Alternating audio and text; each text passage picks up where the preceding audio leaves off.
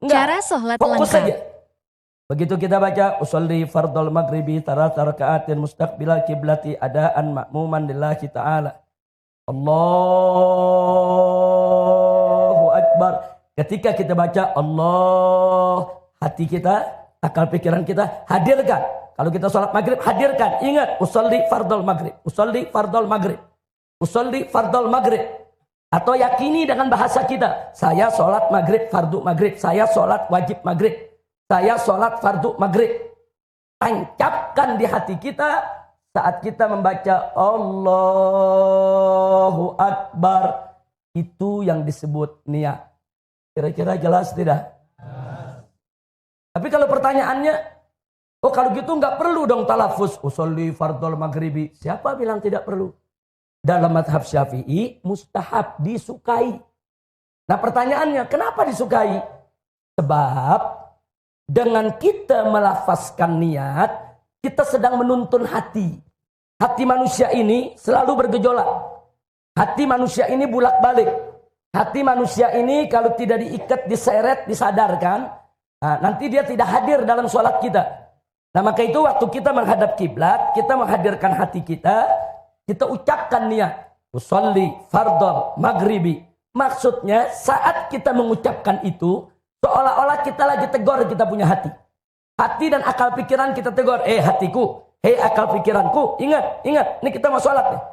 Ingat, kita mau sholat maghrib. Ini ada 3 rakaat. Ini menghadap kiblat. Kita sebagai makmum, ingat, hadir. Jadi kita tuh lagi mencambuk kita punya hati. Kita mencambuk kita punya akal pikiran. Hadir kau dalam sholat. Nah, begitu hati kita udah kita cambuk, hadir, siap dia hadir, baru kita takbiratul ihram. Allah. Kita hadirkan. Usolli fardhol maghrib. Ada di akal pikiran kita, ada di hati kita. Bahwa kita sholat fardu maghrib. Atau bahwa kita sholat sunnah tarawih. Masukkan dalam hati kita. Dari mulai kita baca Allahu Akbar. Itulah yang disebut niat. Kira-kira jelas tidak? Tapi kalau kita nggak talafuz bin niyah, saudara, memang nggak apa-apa.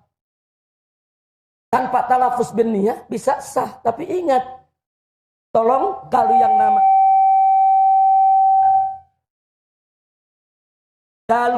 namanya kita menghadirkan hati untuk menancapkan niat, itu tidak ada perbedaan pendapat di antara semua ulama dan semua mazhab. Wajib an-niyah mahallun niyah fil qalb.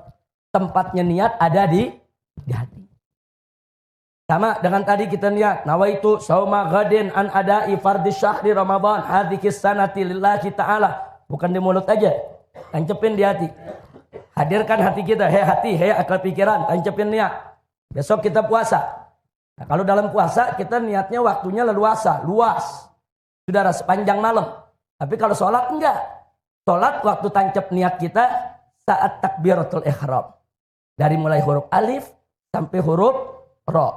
Allahu Akbar. Makanya orang-orang, kenapa selalu bunyi begini? Mana Denis? Hah? Volume mana? Volume mana? Coba, mana Denis?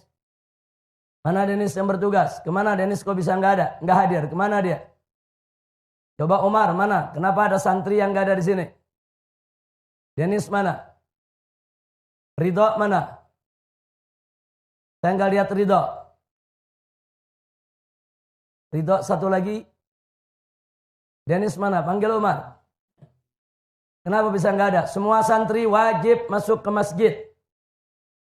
Tidak ada alasan untuk di luar masjid. Baik.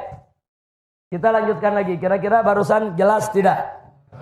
Nah, jadi tancapkan niat di dalam hati kita. Masa menancapkan niat dalam sholat, saudara, dari mulai alif sampai ro. Allahu Akbar. Makanya kenapa kalau orang sholat, takbiratul ihramnya suka dia panjangkan, saudara.